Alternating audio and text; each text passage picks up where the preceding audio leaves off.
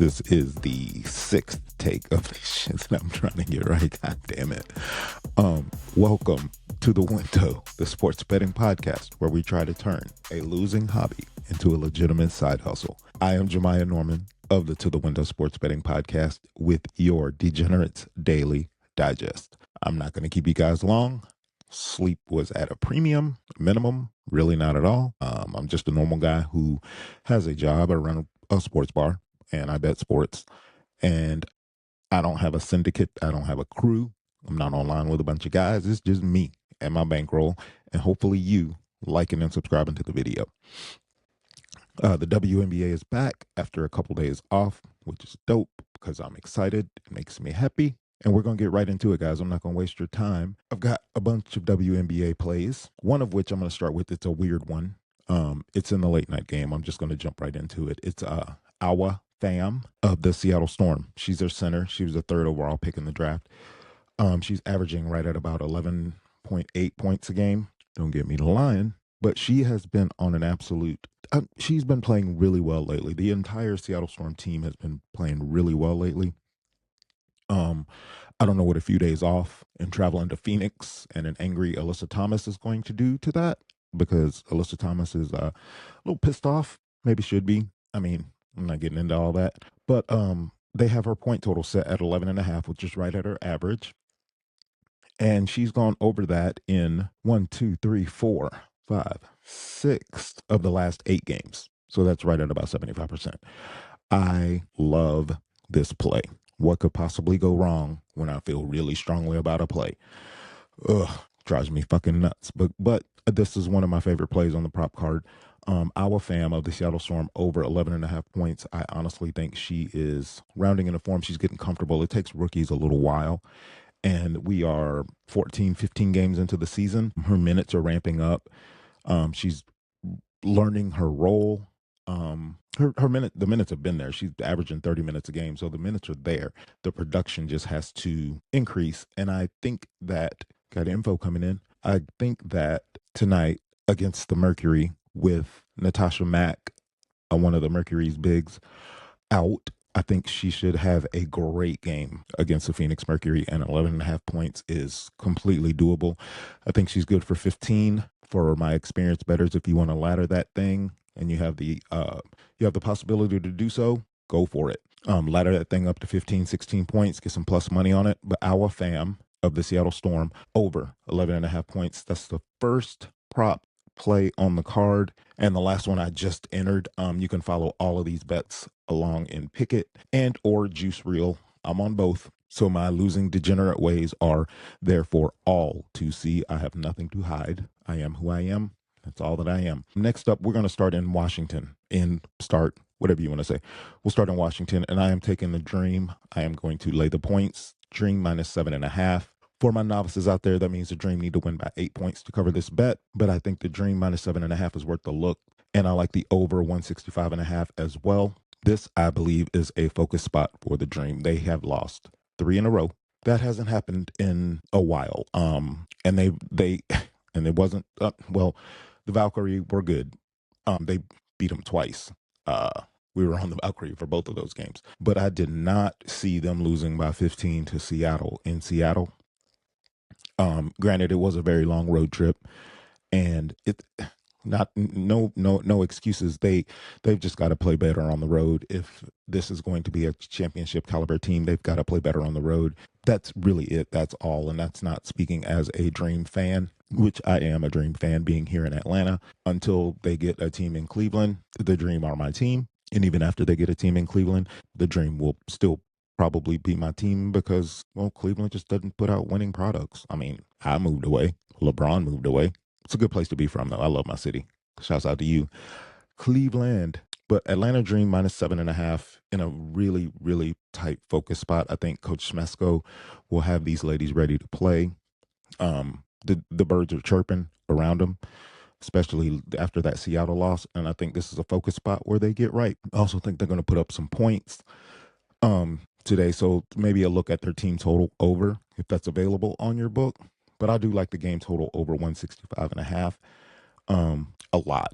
I like it more than the spread, but I I like the over more than the Atlanta spread because 7.5 is a lot to lay on the road.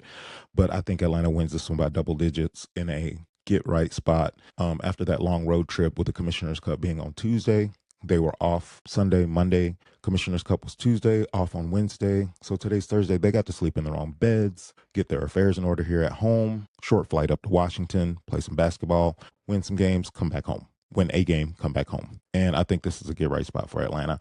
So to me, the over is the better bet, but I size all my bets equally and accordingly. So Atlanta Dream -7.5 and over 165.5. Next up, we're on the Dallas Wings -7.5 as well and over 171.5. I love the Wings spread on this one. The over is a little more touchy because if we want that over to hit, we are depending on Connecticut to score.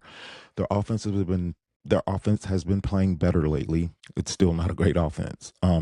They do have some size inside, which leads to another bet. It's a prop that I'll get to in a second. They've got some size inside, but they've got Paige Backers, AZ Fudd leading the way. Paige is at 20 points a game, 6 assists a game. Jessica Shepard is 14.3 points a game, 11.5 rebounds a game, 5.4 assists. And and Dallas is coming off 2 losses as well. Connecticut just won 2 in a row. So this is underpriced, I believe. As in, if Connecticut had lost the past 2 games, if they had just won, I think the spread would be around 10. Even in Connecticut, that's how tough of a time they're having. What I'm going to do, in addition to Dallas -7.5, which I think they win by double digits as well, and the over. We need Dallas to get to around 90 to 95, which is good. They average 88.4, and Connecticut averages about 79.3. Dallas obviously has a cleaner offense and the better assist profile. Dallas is at 22.3 assists per game. Connecticut's at 18. Call it not a wash, but Connecticut, when you're playing from behind, you're not moving the ball a lot, and they play from behind quite a bit.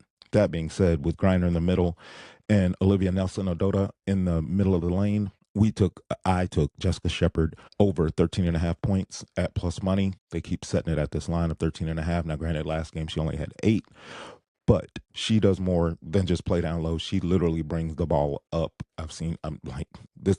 She's a fantastic player. Slowly but surely becoming one of my favorite players in the league. And I think that her spacing, bringing Griner and Ododa out of the lane, is going to open things up for Dallas. Hence, I think they cover. Hence, I think the game goes over. I think Dallas gets close to 100 in this game, and we just need Connecticut to get 70, and I think that's doable. So Dallas -7.5 is the real bet. The over side piece, Jessica Shepard over 13.5 points at plus money. It's a great bet in this bettor's humble opinion. Next up, we go out to Phoenix. We are taking the ugly ass Seattle Storm plus 3.5 against the Phoenix Mercury. This line opened at Phoenix -5.5. Phoenix shouldn't be laying 5.5 to anybody, especially with Natasha Mack out. Kalia Copper's going to get hers. I liked her points over, but the juice on it was a little high. So not worth paying it. But Seattle plus 3.5 is a good spot, I think, and the sharp money's come in on Seattle, so it agrees with me. And I also like the under 168.5 because these two teams can't shoot for shit. Phoenix's offense is questionable at best sometimes. They're not lighting it up from 3. Kalia Copper's not. Alyssa Thomas she's a facilitator and she's a great player. She's had 2 torn labrums, man. She's not putting up jumpers like that. It's just not happening. And the last time when Seattle beat Atlanta by 15, they shot 60% from the field and 60% from 3. Regression is coming. That doesn't mean they're going to play terribly. They're not going to shoot no fucking 60%. That's crazy. And this total is really, really high. Seattle averages 81.1 points a game. Phoenix averages 84. Those two averages right there are below the line, as it were. Granted, they have been off. Seattle's been playing well. So I think they factored in that extra 3.5 points just based on recent form. Don't care. It's going under, in my opinion. So we're taking the Seattle Storm plus 3.5. Sharp money agrees. It was at 5.5. Dropped down to 3.5. Anything lower than 3, do not touch it. 3.5. It's a good bet. And under 168.5. That being said, with all the drama happening with Alyssa Thomas and Caitlin Clark, dirty play. Yeah, it was dirty. Necessary, completely unnecessary. But these women in the WNBA are some vengeful folks. They are these ladies can be nasty. You think the NBA is tough? Please, that's soft compared to what these ladies are doing. They literally implemented a rule this offseason that the refs are watching a lot of to keep the moving screens at a minimum. Um, because the screens were getting rough, to put it mildly. That being said, Alyssa Thomas is gonna at home, a few days off of suspension, lost a game check. She's pissed. They got a point total set at 14 and a half. I was going to look at her points, rebounds, and assists, but I'm not going to, which her average is 14.7 points, 6.6 rebounds, and 8.4 assists. So that's right at, carry the one. Was that 29? 29 points, rebounds, and assists. I guarantee the books have her set at 31, 32 and a half. I didn't even look. But her points, I think she's going to score. She's going to shine. She's going to flex. Seattle plus 3.5 of the three bets in this game. That's a part of trust. Probably the least is trusting Seattle to cover a spread. The under, I absolutely love. Phoenix already beat them 93-73 on June 20th. And Seattle's still looking for his first win against the Western Conference opponent. Wow. So I understand the plus points. I'm not trying to romanticize this team and make them seem like they're something that they're not. They are bad. They are building for the future. They've got some really solid pieces in there. But 3.5, I think, is too many against this Phoenix Mercury team, especially, like I said, for the third time now. Natasha Max out. So give me the 3.5. Seattle plus 3.5. Give me the under 168.5. Give me Alyssa Thomas over 14.5 points, and give me our fam over 11.5 points. So that's it for WNBA, guys. In my opinion, hierarchy of bets. To me, the best one is best spread play is Dallas minus 7.5. Best total play, Seattle Phoenix under 168.5. Best prop and value, Jessica Shepard over 13.5 points. I love that bet. The most fragile, sensitive of the bets, Dallas, Connecticut over, because we're depending on Connecticut to score. And the most dangerous spread is the Storm plus a 3.5. Some boards are showing, and the Atlanta minus 7.5 is questionable. Some 6.5s are popping up. I don't care. Like I really think this is a get right spot for the Dream, and I'll pay to find out if I'm right or if I'm wrong. So the script for the night of WNBA is this: Atlanta gets right in a focus spot. Washington puts up some points, gets a total over. Dallas is just better than Connecticut. We just need the Sun to contribute, just like Washington. Just put some points on the board for us. And in the late game, betting on some ugly basketball. We want Seattle Storm to hang around. Phoenix does enough. Maybe not enough. Maybe they lose. Alyssa Thomas to get 15.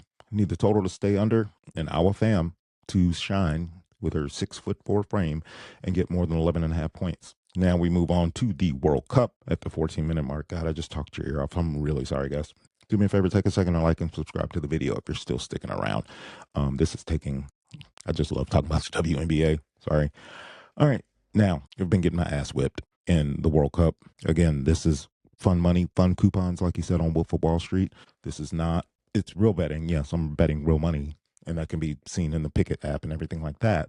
But this is my civic duty to my country on 4th of July weekend that we have the World Cup here and the USA still in it. We destroyed Bosnia. But on today's card, let's get into it. We got Spain and Austria. I'm not laying -1.5 with Spain. I thought about it. Don't like it. I was going to do Spain's team total over 2.5. It's plus money. 1.5, too much. I do think they get 3 goals. That's a think. Not a confident bet. But I think Austria could potentially sneak one through. So we're on Spain and Austria over 2.5 goals. These are all half unit plays and singles, and I'll get to the parlay later. And then the card gets a little boring. For me, that's fine. I have Croatia plus a half a goal in the 90-minute mark. So if Croatia wins, we cash the bet. If it ends in a draw, we cash the bet.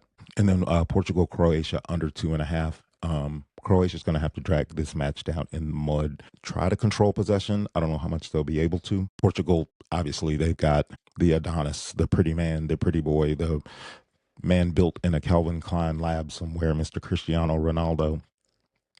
And I just think that in order for Portugal to keep this close, they got to muck it up. You got to make the game dirty, filthy, fighting. That's what you got to do. So we're on Croatia plus a half a goal. For the match within the 90 minutes, and Portugal, Croatia under 2.5 goals. 0-0, 1-1, cool. Croatia, just go ahead and win the damn thing. Get Ronaldo out of there. And the late game, Switzerland, Algeria. It's a weird one. I've got Switzerland, Algeria over 2.5 goals, and then half unit play. And then the parlay, I've got both teams to score. So Switzerland usually makes you feel like you should have bet the under, but not in the way they've been playing in this specific tournament. The last time we cashed a parlay, it was Austria, Algeria, and that game was absolutely nuts. That was the last leg of the 6-leg parlay, or 4 or 5, whatever, however many leg parlay we cashed. But the last time we played, and it was 3-2, 93rd minute, and I'm like, oh, parlay's dead. It's great. And literally, it was so great. They scored that last goal in the 93rd minute, and it's just, good God, my arms are long. That's crazy. Ooh, that looked weird. But 2-1, either way. 1-1 draw. Don't care.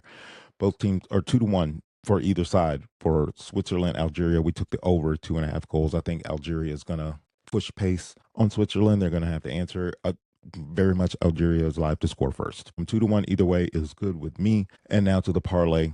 3 legs, 1 full unit, plus 415. $10 will bring you back $51.50. $100 will bring you back $515. We're taking Spain on the money line in 90 minutes. No, if it goes to a draw, we lose.